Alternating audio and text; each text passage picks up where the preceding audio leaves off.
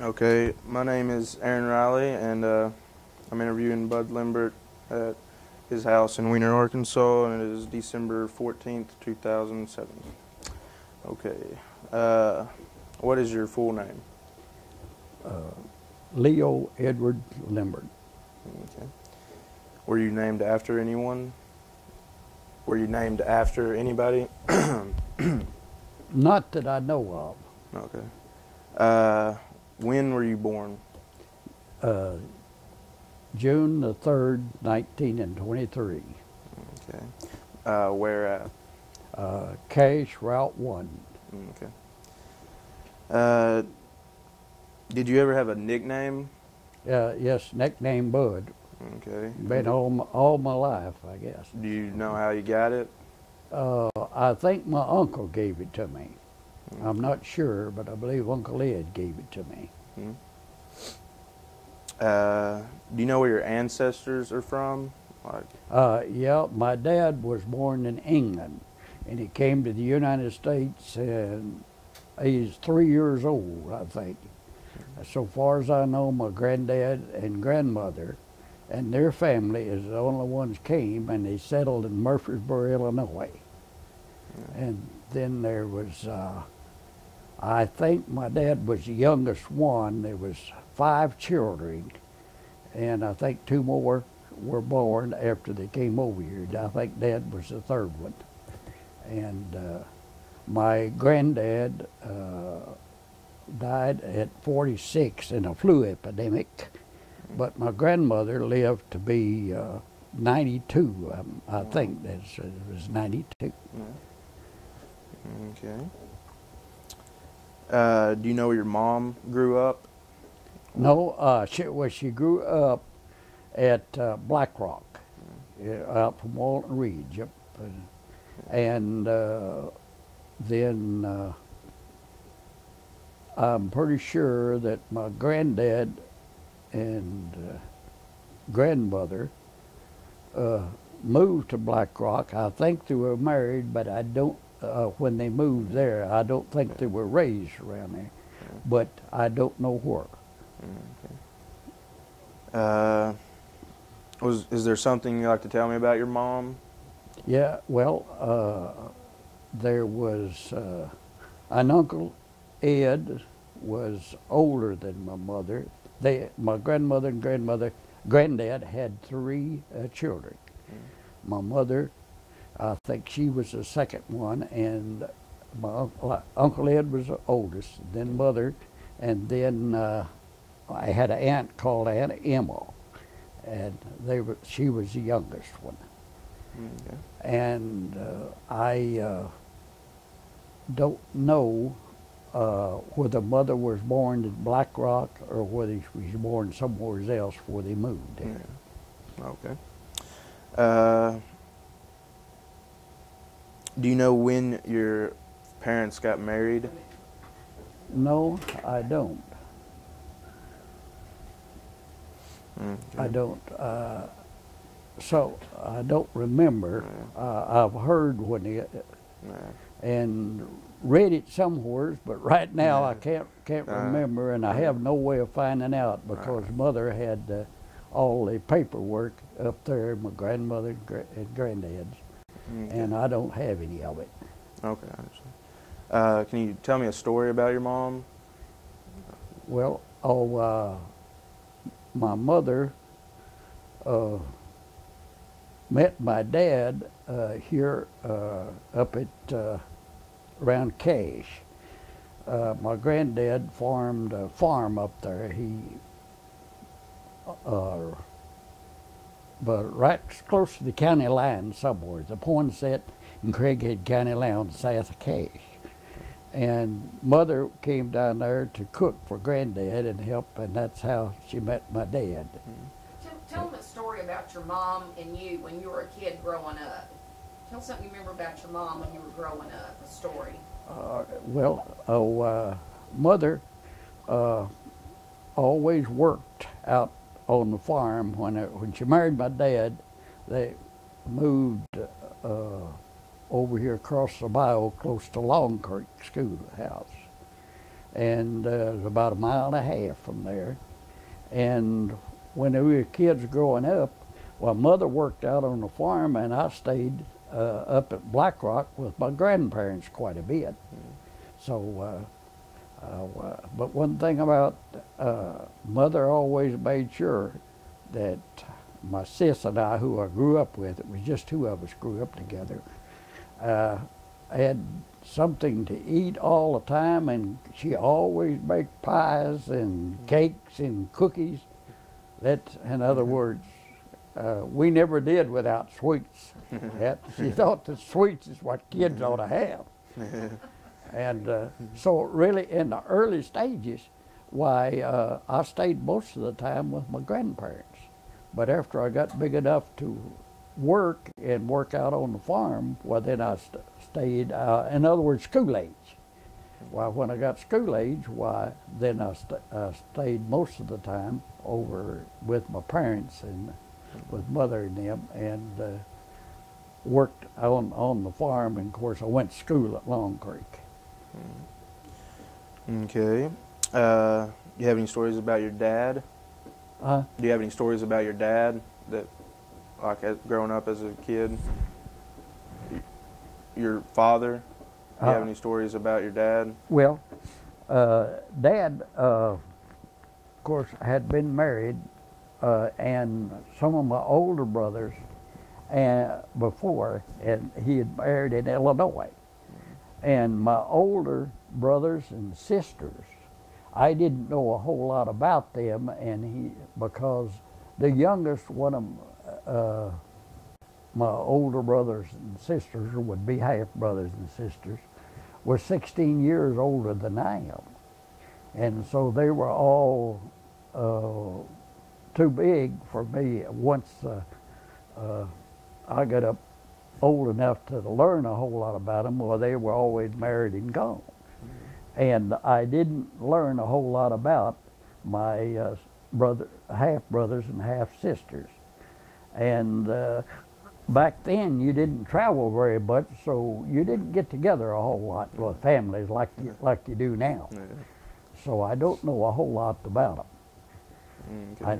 What about a story about your dad? When your father, something you remember that happened with your father and you? Well, my dad and I, one thing about it, when we farmed, Dad farmed all the time. And after I got big enough to do the plowing and work, Dad was quite a bit, well, he was older. I don't remember exactly how old he was, but he was in his 50s or early 60s when I was born. I think, or probably early 50s. But anyhow, he always kept me good equipment to drive. We farmed with teams, and we farmed about 100 acres. And back then, that was a lot of land to farm. And but Dad being so much older than I was, well, I did most of the work. But like he kept good teams, good equipment. Of course, it was all farming, team equipment, but the equipment was good. Kept plows and everything sharpened. We carried the stuff over to grubs, and he would always have them plows and stuff sharpened, and it'd be in good shape. And the thing about he had a heart problem, and he had to, every once in a while, when he'd get short of breath, he would have the little white pill that he always taken, and sometimes he would have to stop and sit down and take that. Of course, I always respected Dad because he never complained about anything. He just said, "Now I got to stop for a minute," and then when he would, when he felt like going, like we'd be cutting wood and stuff in the wintertime, why then he would, just get up and go on and start sawing or start chopping, doing whatever we had. And he never did complain a whole lot about his problems. But he always, well, then he done most of the feeding of the stuff with the stock. And he always, well, he was always first to get out and usually last to come in. So, of course, me being a young kid, I didn't understand that. But he very seldom, he'd never put me doing something that he wouldn't do. Yeah. So, and he lived to be in his 90s. 90, I think Dad was 92, I can believe it. But he always wanted to be buried back in Illinois, in Murfreesboro. And so when he's the only one that's buried up there of our immediate family. My brothers and sisters are none of them, except my grandparents on Daddy's side is buried up there. In other words, all of them that were raised down here, are buried down here in Arkansas. So,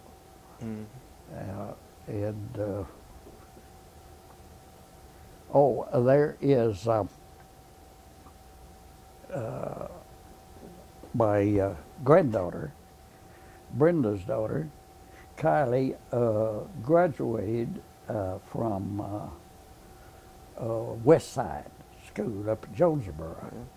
And her senior year, she had to write an essay on the Depression. Well, now, I never had to realize I never had a depression. I was 7 years old. See, the Depression was 1930. All right, I was 7 years old, and I wondered just what to write for Kylie, because we lived over across the bayou here on a farm. We had cattle. We had horses, you know, we did for mules that we worked with. We had hogs. We had chickens. Had ducks. And there was all kinds of game. And we had smokehouse. And that smokehouse was full of meat the whole time. And when we never went hungry, because we had all of our meat and everything. The only thing, we didn't have any money, and Mother could sew, and she make my clothes out of the older kids that what was around there while I was real little, see. And we just, I just didn't realize there was a depression. So there were, like I say, we had, and when we wanted to go somewhere, Mother cook up dinner and stuff.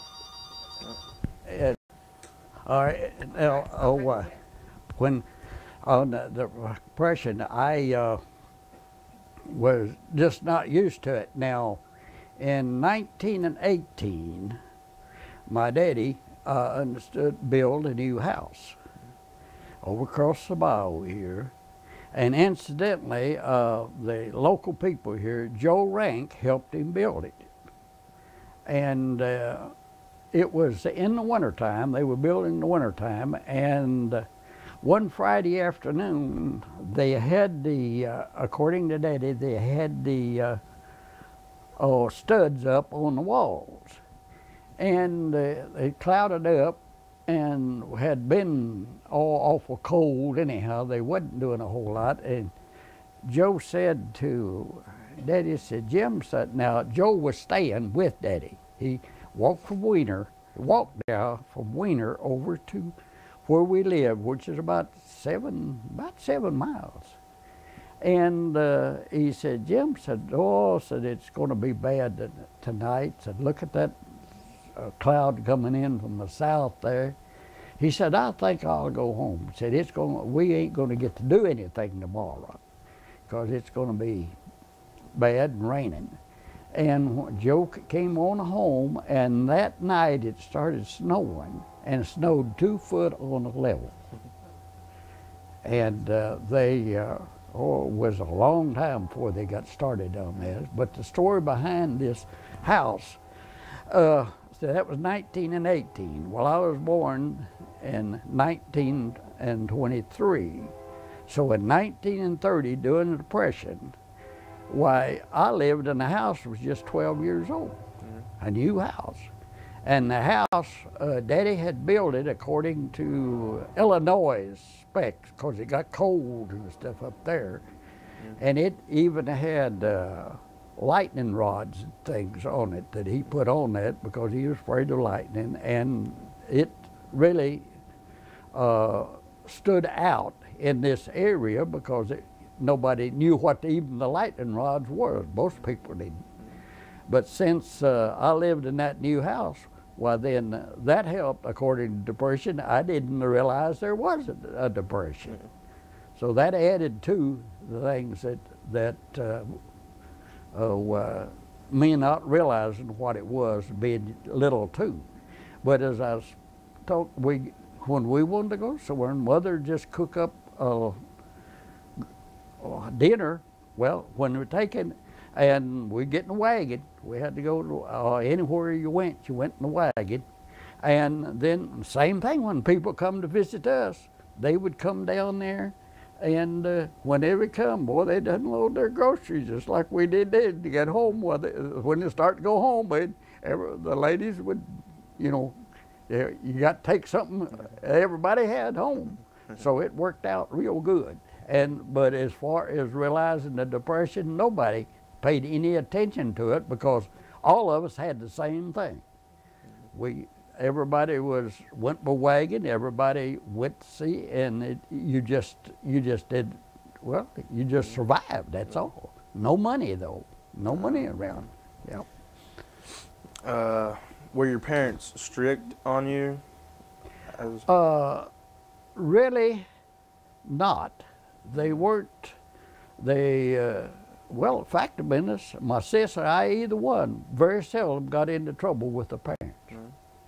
They weren't what you would say too lenient, but and the thing about it is, I always respected my dad because he was old, and Mother always made sure that us kids had what well, too much sweets and things of that sort. What we wanted to eat, what we did, you know, we had it. And we always had something to eat because, I mean, there was always plenty around. When for wintertime, for instance, we'd have potatoes piled out in a big pile and with straw thrown over them, just like a honeycomb deal or thing. And then on top of that, they'd put straw down, pile of potatoes up in a pile, put straw over them, and put dirt over the straw to hold it around. And then we usually had what we called an old oilcloth, went over the table. That's what we used back then for tablecloths, was what we call oilcloth. You just wipe it off. And there would usually be an old one laying around somewhere, and put it over that.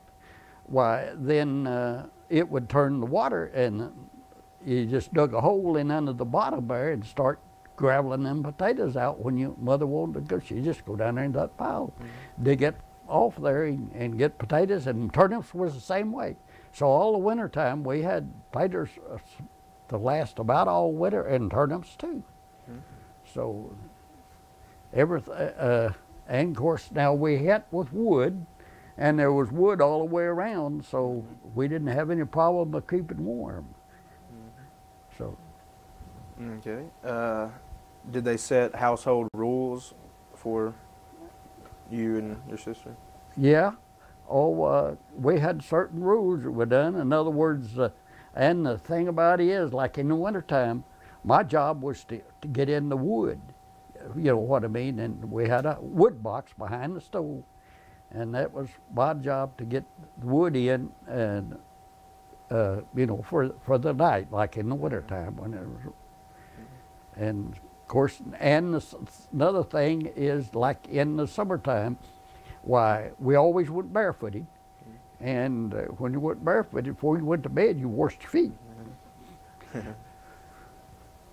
All right. Name some important things you learned from your parents.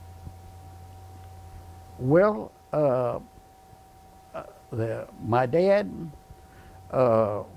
when there would be anybody elderly, or where they were any of our folks. Of course, if there's an aunt and an uncle, you know, we always call them aunt and uncle. But if they were elderly, we either called them Mr. or we called them aunt or uncle. And it didn't make any difference whether they related to us or not. Why, that was just one of the things that Dad made sure that we respected all the elderlies. And another thing was drinking.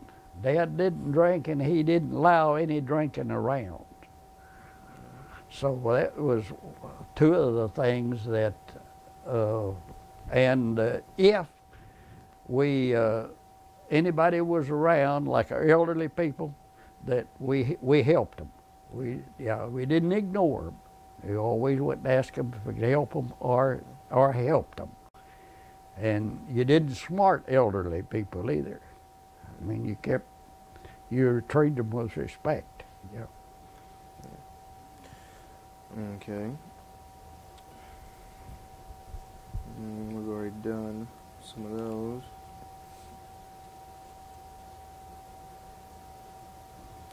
All right, what about your brothers or sisters? Like, how did you get along with your...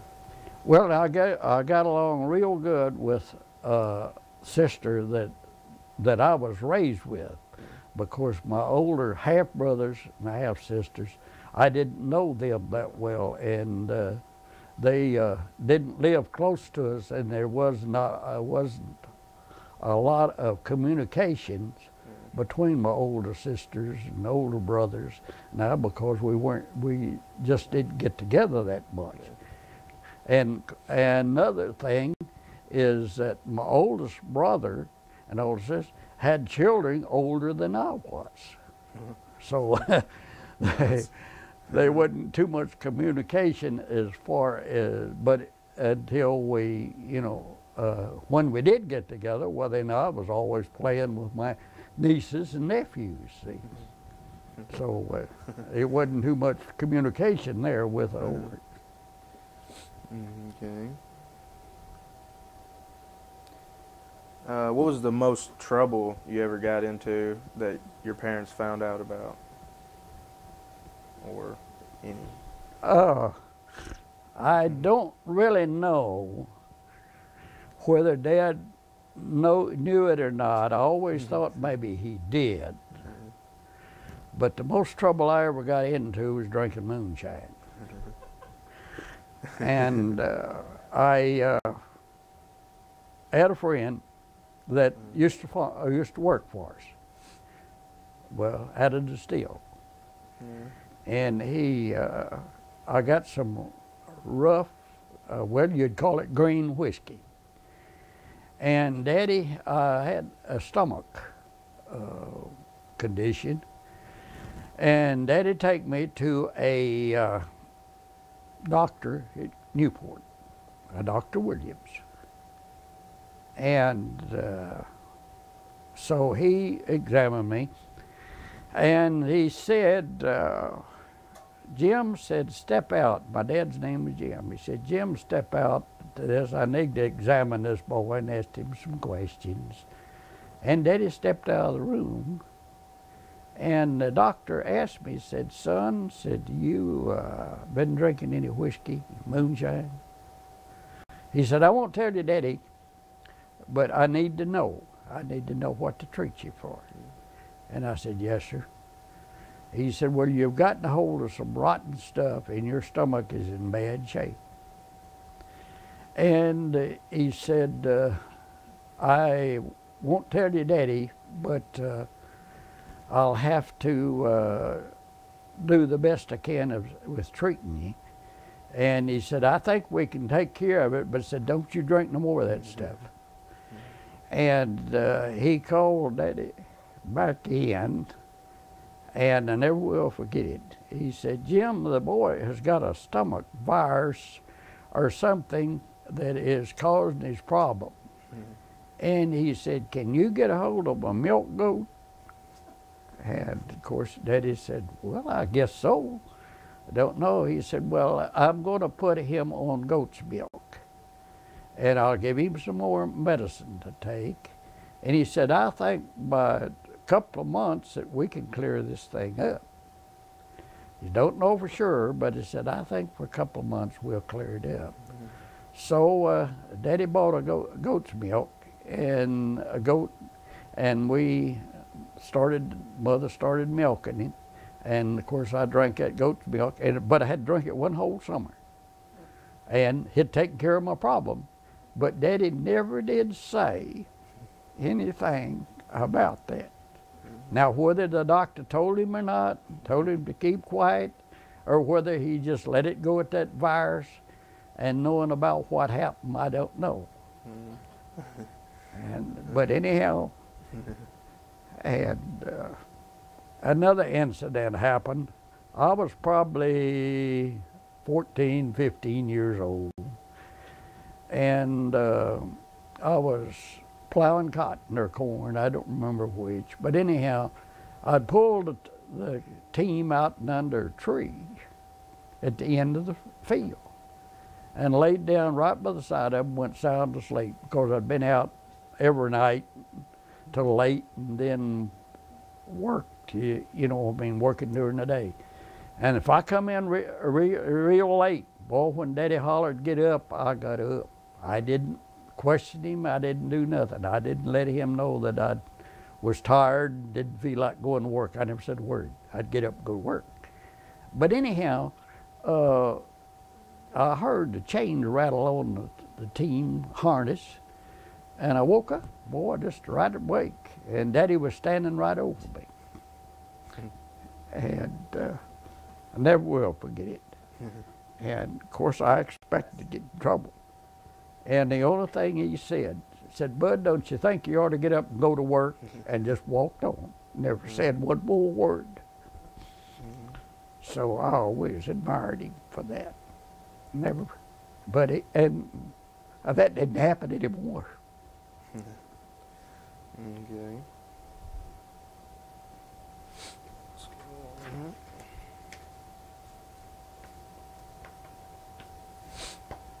Okay. Did you ever have any family pets? Yes, I could have any kind of pet that I wanted. Yeah, I kept a dog all the time. I never did like cats too much, but I had a dog. And we ran stock. Of course, we always had cattle, and of course, we'd sell a lot of the cattle in caves and things. And we had a slough pretty close to where the barn was. And when it would rain a lot, there'd be water in this slough. And there was a young heifer calf, and it's got to be pretty good size, but that calf, when it was real little, I always petted it. And it would just stood out. And when I would go run, after the calf got to be about a year and a half old, and this slough would get to be about knee deep of water when it rained a whole lot. But these cows would go across this slough and get on a ridge on the other side, and it always had grass or something on it, and that's where they'd be. Well, when I'd go get the cattle to bring them up to milk them at night, well, these cows would be across this slough. Well, when I'd have to go and start driving and start them towards the house, and once you start them, they'd all stay. I'd have 4 or 5 of them. 4 or 5 cows is what we usually had, and they would stay together. Well, this calf, well, I always petted it, and whenever it got up there, well, I just lay down across the back of that calf and ride across this water, and then just slip off whenever I got across that. And that calf, it got plumb grown cow and everything. Whenever I go get the cows, why, I could ride that calf across the slough and then jump off of it. Just lay down across it. I wouldn't straddle it or nothing, just lay down across it. And then and after it got to be a cow, I still rode that calf when I went to get the cattle. And if there's water, well, stuff, I'd ride across the water and then just slip off when I get across the water. Okay. Did your family celebrate Thanksgiving? Yeah, we celebrate Thanksgiving, and A lot of, most of the time, we'd either go somewhere or there'd be somebody come to our house. Okay. What about Christmas? Same thing. Yeah. Most, some of the kids a lot of times would come home on Christmas time. It was according to the weather, because you had wagons and teams and things like that. And if the weather was real bad, well, we did, because it would be. But if it was just where you could get around pretty good, well, then we usually had somebody there or went somewhere. Did you have a Christmas tree? Yeah, yeah, we had Christmas tree of some sort. Now, a lot of times that the Christmas would be have just bright, something painted bright, or mother would pick up some bright stuff and cut out little things, like round things, and tie them on the Christmas tree with a string, because you didn't go nowhere to buy stuff then. You didn't get around that way. We never did to have a car when I was growing up. Would you get presents? Yeah. What would you get? Well, I remember one thing.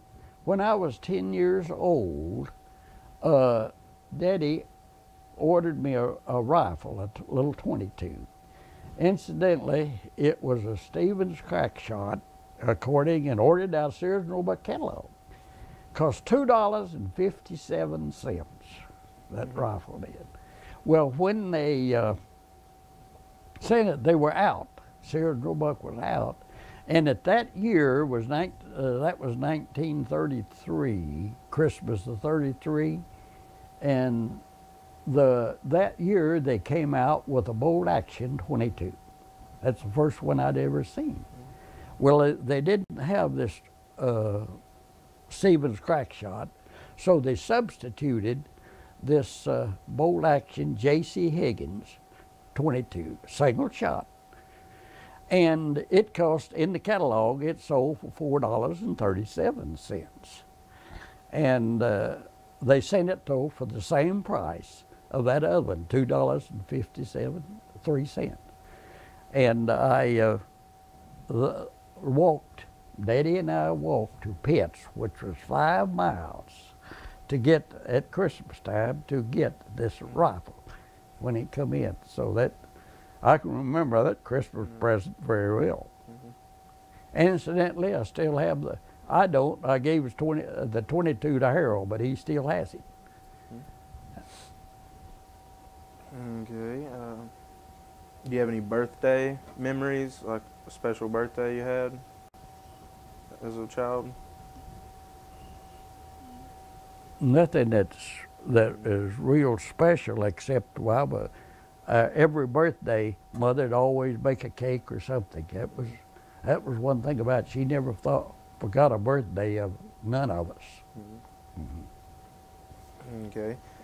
What kind of medicines or remedies did you take as a child? Oh, most of the time, we had a doctor at Cache called,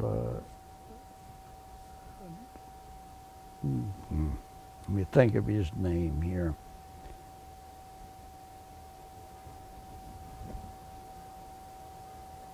He was an old doctor.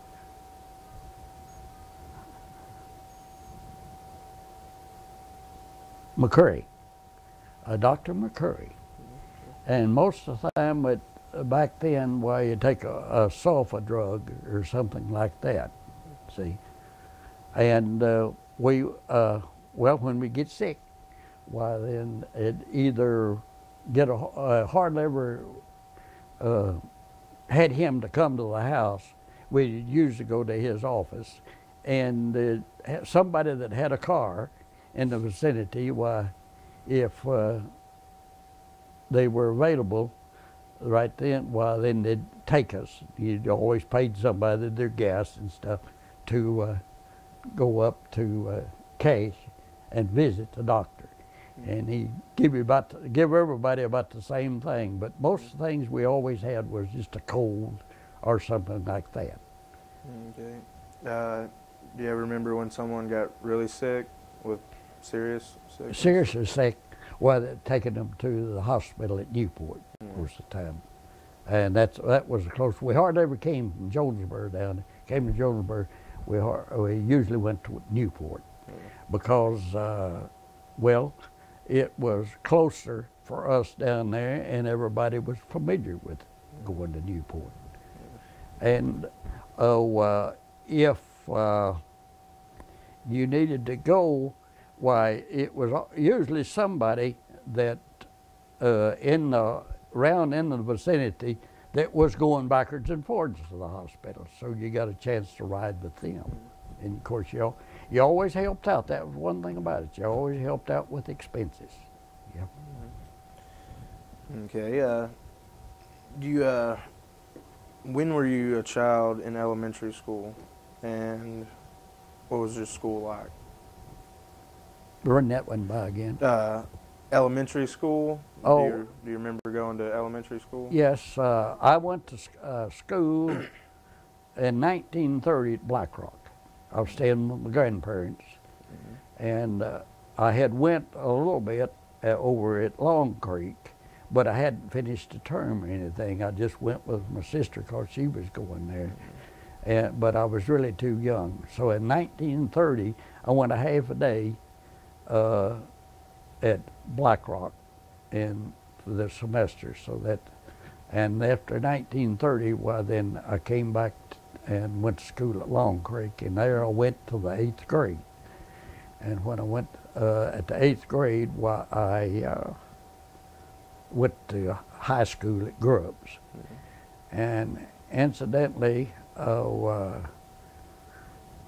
Ray Baker, who was Mary Norris's daddy, he was my teacher in the 8th grade. And Ray made sure that we were prepared to go to high school. There were 6 of us that went to school at Long Creek that transferred to Grubbs, and we had had a little touch of extra English. He emphasized English on us, and it emphasized, by the way, that math, that we, you know what I mean. In other words, he went out of his way to prepare us to go to high school. And when we went to school, started in the 9th grade over there, well, we were ahead. The 6 that went over there were ahead of the Grubb schools because they hadn't been schooled or taught much on that. And so like anything like algebra, we had a touch of algebra. He had taught us a little bit about algebra, the fundamentals and everything. And so we did real well going from Long Creek to Grubbs as far as a class. And so I always admired Ray for that. And I rode backwards and forwards with Mary's mother, O.C. Kynard, because it was 5 miles from my house to Grubbs. And I'd walked the first year, I'd walk out to where O.C. lived, which was out at, which is about 2 miles. Walk out there and then ride with her to school at that. And so my parents, they never stressed too much about me if I missed school, because the only time I missed school was when I felt bad or sick or something. Or it was raining so bad that they really didn't want me to walk out there. But now O.C. would fuss. Boy, if I missed school, she would, why did you miss school? What happened? What happened, bud? What happened? So it was O.C. and Ray made sure that I got a education. And incidentally, I was salutatorian of the class. Wow. I had 18 and a half credits, and the valedictorian had 60. So I felt pretty good over that, because basically Ray and O.C. was the reason that I did, because they made sure that all of us kids that went from Long Creek over there, we did real well here, you know what I mean, going to school over there. Okay. What did you do during the summer, like when there wasn't school? Oh, I worked on the farm. Wow. Yeah, definitely. And when a lot of times when I come back from school, if I get in before dark and stuff, well, I'd go out and work on the farm. You know, whatever needed to be done. Yeah, I'd dress. And then if I didn't go to school, I'd work. Yeah, I worked all the time. Wasn't out, you know, running around or anything, because really, anywhere you went, you had to walk or ride a mule or a horse. You know what I mean? So and by the time you got home, why then it was time. And of course, I believe it was probably my first year, I guess, and that I went to school. Why, Mother and Dad bought me a bicycle. I had a new bicycle, and so when it wasn't too bad, like when a lot of water and stuff was over the road, dirt roads and things, why I rode bicycle, and that was back then. That you could travel pretty good on a bicycle. Yeah. Okay. What kind of toys do you remember playing with as a child? What kind of toys do you remember playing with? Stories. Toys, like. Toys. Yeah. Oh. Do you remember playing with any? Well, as a child? our toys was a lot of times we made our own. Yeah. We would take Prince Albert can, take a stick, nail this Prince Albert can to this stick, and turn it edges up, and then take a little rim off of a hub of a wagon, and use it as a roller. And then you could just push that thing all over and run it through water, run it through mud, down up through that. Of course, you look like a kid. And the same thing at school, why, build sleds and tie ropes onto the sled. Somebody'd ride the sled, and then 3 or 4 boys would pull them on the sled. And if you get down through a ditch, a lot of times you'd go through a ditch of water. It wouldn't be very deep, you know, what I mean, 6/8 inches deep. But and so if you say them boys are gonna pull you through that water, the thing about it is you'd roll off of it and let them go through the water and then catch it on the other side. Otherwise, boy, you'd get drowned when you went through there. So most of it, like at school and things of that sort, was that. But then on the of course, we hunted a lot. I hunted quite a bit. Incidentally, I don't care much about hunting now. I don't care anything about hunting. I really don't. But my brothers, my dad hunted all the time. That was when I was young. Yeah. Okay. Let's go to the next page.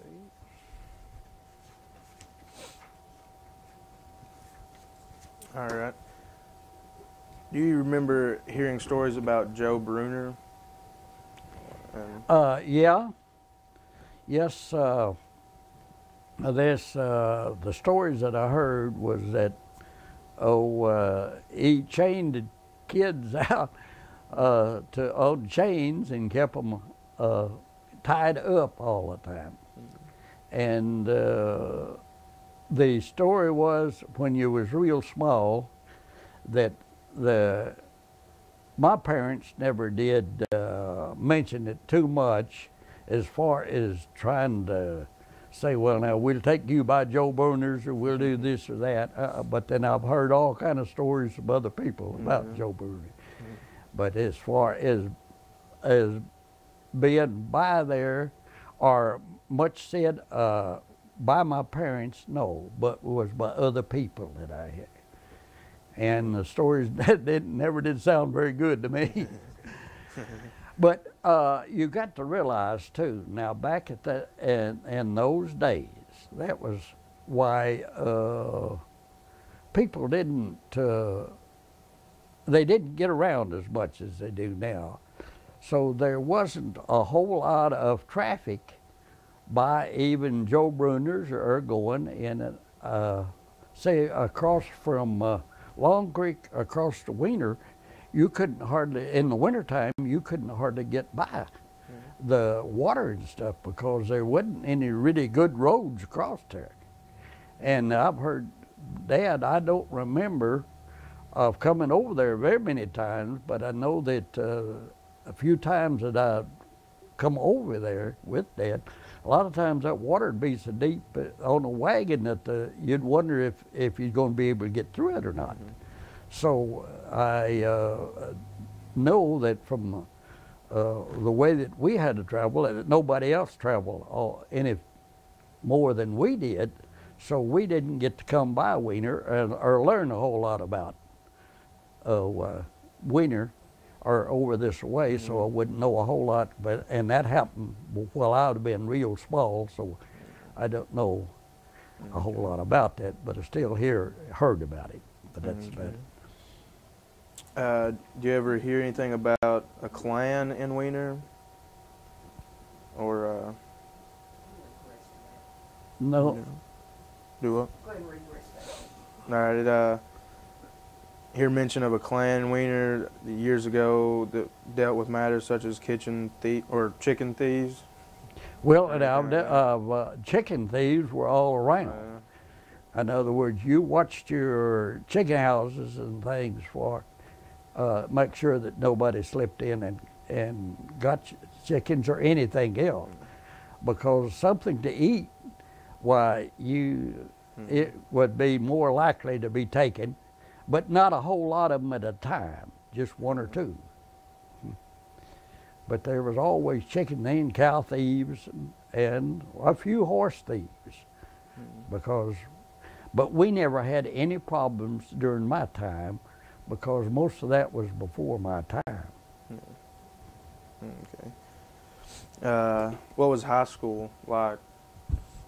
Well, high school, like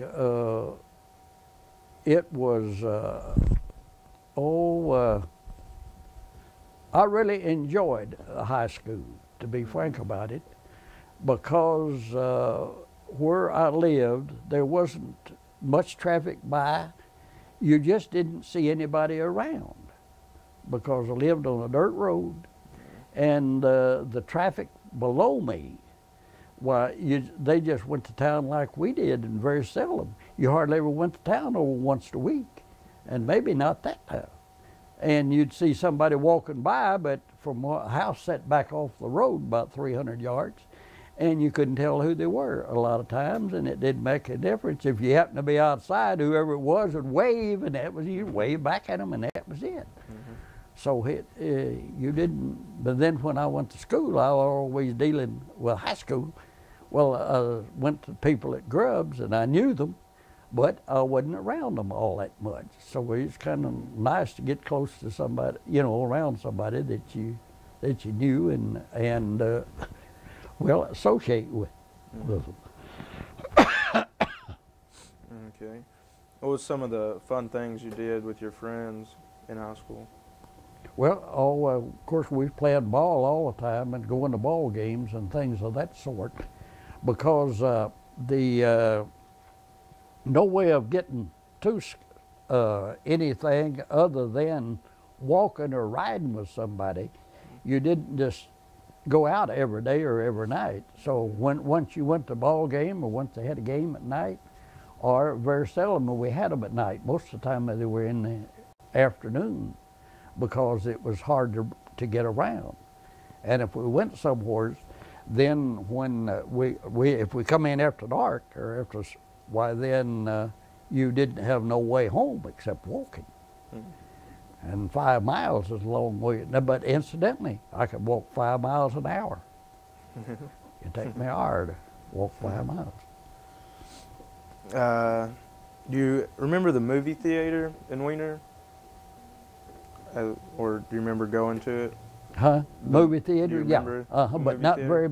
very often, because very seldom that it was where we could, had a ride over here and back.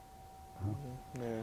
Most of the time that we went anywhere where we'd wind up going to Newport. But I've been to the theater over here a few times, yeah. But very few times compared to going somewhere else. Did they ever have anybody come in that Long Creek area and set up a tent and show a movie? Yes, Tell about that. Okay. Now, those that came in, there would be someone come around there, and it was maybe once or twice in the summertime, and they'd set up this tent, and there would be a silent movie. Now, the movie would show it on the screen, and then it would show writing telling you about the setting whenever right behind the scene. Then it'd show another scene, and then you'd read right behind it. Now, the thing that drawed my attention, most all of those movies that had a tent, had a little horse show after the movie. And this guy would ride a bucking horse. He'd rope off him a place in front of the tent there, because he'd just buck a few times, 2 or 3 times. And it really wasn't dangerous, because the horse would buck. He would buck because he'd spur him. But then there was always a sharpshooter. And there was a lady, usually the guy that had the tent's wife, and he would put an apple on this lady's head. And he had a backstop for the rifle, and he'd shoot this apple and burst this apple off of her head. Now, I didn't like the looks of that, but it actually happened. And I think she would hold say like a back of a tablet, edgeways out there, and he would shoot, but out, see, it'd be about 12 inches. He'd cut that paper in 2 with a bullet, 22. And also, she'd stand there and hold a match out like that, and he'd strike that match. See, that'd be about 2 or 3 inches from her hand. He'd strike that match with that bullet. So things that usually went with the silent. And then we got talking movies, and they'd come around. And if I remember correctly, most of these silent movies in this show was after the movie of the shooting the apple off the lady's head, and they usually cost about 15 cents. About 15 cents is what the movie cost. Yeah, and of course that was about twice a year that they'd come around. Okay. Do you remember when you first learned how to drive? Huh? Do you remember when you first learned how to drive? Really, I never did. I was probably 16, 15, 16, maybe something like that.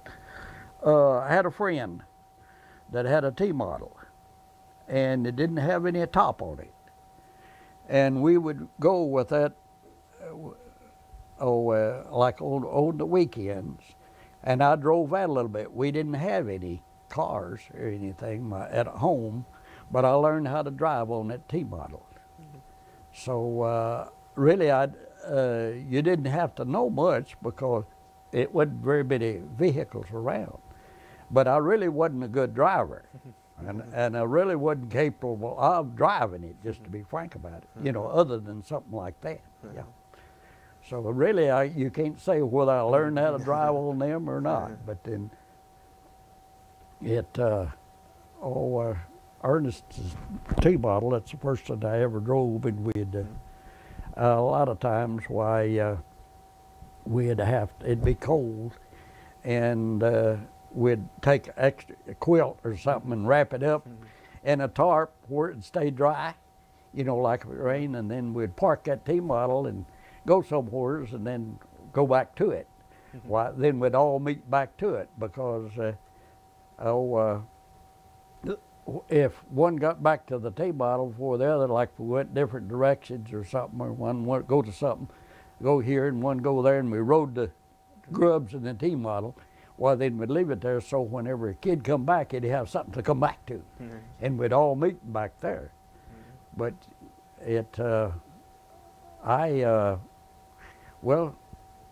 really, I wouldn't consider myself a very good driver even at that. But that is the first I ever drove. You remember the first car you owned?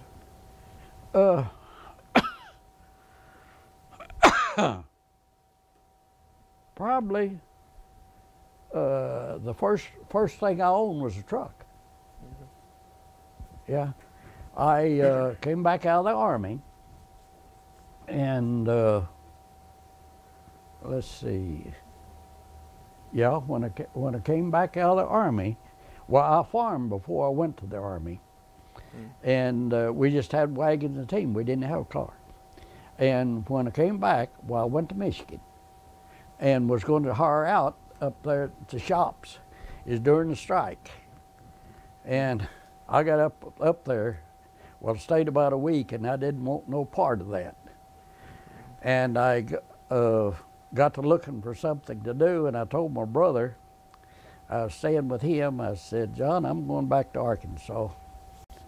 He said, you ain't going to stay here and get you a job? I said, no, I can't handle this. I can't handle this. What are you going to do to get down there, back down there? I said, I don't know. But I'll find something to do. And I got to looking in the paper for a job. Before I left, I was going to look for a job. Well, I seen this truck for sale. And I had enough money to buy it. So I said, John, do you reckon this truck is any good? And it's a little international truck. And it'd been a coal truck. The guy delivered coal with it. And that's all he'd done with it.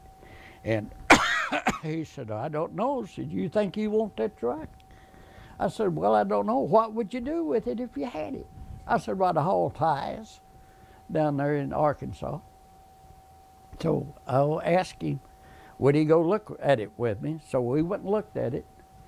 And when he passed his judgment on it, he said, well, I think a truck is a good little truck. He said, the man has kept it up. He said, it's a good little truck as far as the truck.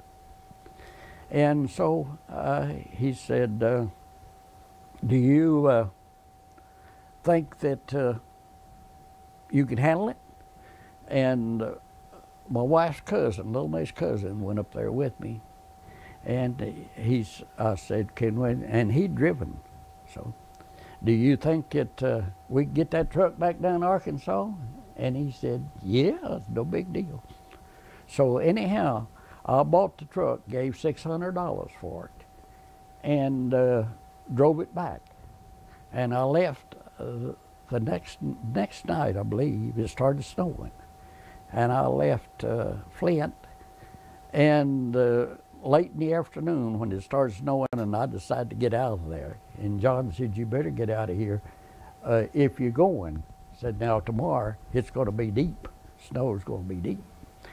So we left out, and I was driving, got to Lansing, and light was out in the country there, but it's still all the vehicles had packed the snow down. Well, just before I got there, well, the light turned red. Instead of running on through it, I hit the brakes, turned around 3 times, and headed back toward Flint when I got stopped. So I learned not to hit the brakes anymore, but I just pulled it back around and straightened back out and headed back, so headed south. And the snow was deep enough, it was 6 inches deeper by the end or more, but it was loose enough that that truck wasn't sliding around. You'd meet cars and they were having problems, but I didn't have any problem with that truck. It was heavy enough and dual wheel and everything, and it walked right on through that snow. And when I got out in Illinois, well, I ran out of snow, and we kept driving, and we came on in. But I had no business. That's the first truck I ever drove. And so, but anyhow, Cecil had helped. You know, he had driven some, so we got it down here. Never had any trouble. That's the only trouble that we'd had.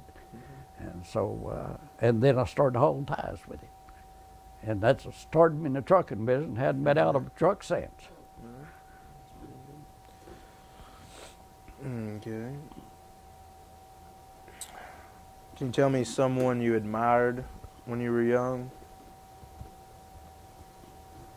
Well, yeah, but school teachers, I admired them because I knew what they were doing. Yeah, and incidentally, I've always thought of it, them are getting my way I got my start, because every one of the teachers that I went to, especially around Long Creek, had to be the leader of the community. What I mean by that is usually, see, in Long Creek Schoolhouse, we had church was in the schoolhouse, school was in the schoolhouse. If anything that happened was in the schoolhouse. In other words, that schoolhouse was everything. So if there was a teacher that was teaching school or something there, he was the leader of the community. Like he wound up either being the superintendent of Sunday school, or he the song leader, or something. He was always, because most of the community, just the normal people, didn't take a hold that way. And incidentally, my parents didn't go to church very often, or Sunday school or anything of that sort. And my sister and I usually went by ourselves. So, but I always admired my whoever my teacher was. And Mary's daddy was very good. He was a superintendent. He taken care of everything. And he taught us how to play ball, and he taught respect of everybody. And he could teach. I mean, the thing about it is, what he said you understood, and it was plain. About, I guess, what would you call it, Patricia? He taught on our level. Right. Let's put it that way. He taught on our level. Yeah. Okay. Do you have anything in your family that's been passed down that means a lot to you? Well, yeah, from my dad. I respected him all the way through. I knew he was older. I knew he couldn't do what I did. And the thing about it is, if I messed up somehow, broke something, or did something that if I'd have just watched negligence, he never did get on me very much about it. In other words, you just went ahead and fixed it, and that was it. So I wasn't ridiculed about hardly anything. So, and that, of course, Mother was the same way too. Mother overlooked stuff that we did awful lot. You know what I mean? She just, well, that was just a way of life.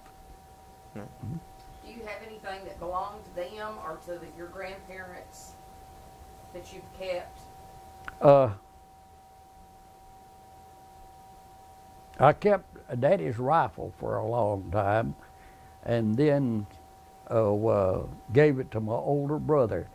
Now, I was taught back then that the older, in other words, when Daddy passed away, everything went to my oldest brother.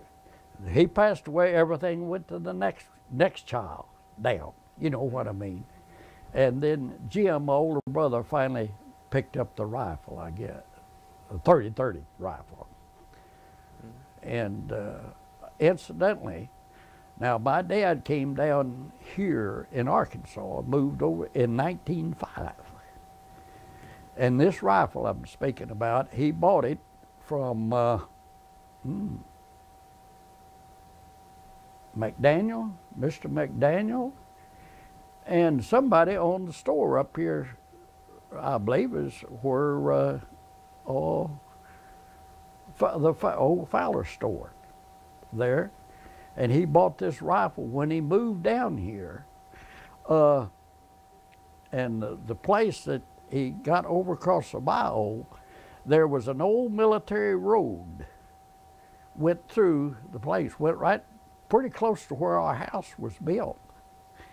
And in order to divert the traffic around his place, he built another road or cleared out another road and fenced this off and went by. And he ran into trouble with people still coming by there. So he had some trouble with his neighbors, so he bought this rifle. And that's for protection and things about it. And so incidentally, then he kept it all the time, you know. But what I mean, he didn't have anything but shotguns, so, and he was a good shot with a rifle, and people knew it. So that was the only thing that, you know what I mean, that I really remembered that was handed down, see. Okay. Do you remember any businesses in Wiener? And have any stories about? Well, no, now the thing about it is, yeah, as far as, you know, like the theater and like Bryant's that used to have the... What do you remember, like if you were going to start on the edge of one side and walk all the way to the other, what do you remember being in each of those places? Well, now, of course, in later years when I moved over here, That would be fine then. yeah, because there was Mr. Huber's, and there was the bank, and of course the post office, Downing's, and Fowler's, and let's see. Then when we jumped down to, Chris Berger had a service station, which later was Robert Hibbard's service station. And the old Hibbard house, and let's see, it would be the Hubert house, I guess, right where the DX station is now. And let's see, when we went across the street over there was the telephone company and the churches on the west side. And of course, on the on the north side of the street where the Artie McCoy had the restaurant, and then that's where the Bryant's had the pharmacy, and you know and then the old lady that had the clothing house salon. Miss Allen. Huh? Miss Allen. Miss Allen, yeah. And then Mr. D. Good had a store right beside of Miss Allen, and of course the theater. And then right across the street from Mr. D. Good's store was machine shop. And of course, like I say, the churches that were down through there. So that when I was a kid, and then moved over here, most of that stuff was still about the same, yeah. Okay.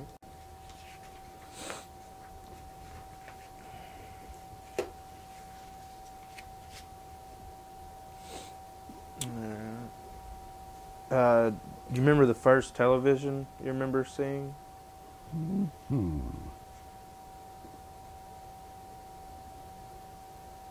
I was trying to think. I'll take your time. I don't remember where it was at. I remember whenever I was about 15, 16, well, 13, 14 probably, that I used to walk to a neighbor's house and listen to the radio over across the mile. And that was Mr. Jones. And he had a battery-operated radio, and on a Saturday night, he lived about a mile and a half below where I lived, over across the mile. And on Saturday night, I'd walk down and listen to the Grand Ole Opry. And that would have been, well, let's see, in the 30s, late early 30s, I guess, or no, about the middle 30s, because I would have been about 11, 12 years old, maybe 13, something along in there. So that was in the middle 30s. And then it wasn't long after we'd walk down there and listen to that, my dad brought a battery radio. And of course, then we listened to our own radio then. But I can't think where the first TV was that I walked. I went somewhere and listened and seen it. Offhand, I can't remember where it was at. That's all right. Okay, I'm going to ask you about some war experiences. Before you do that,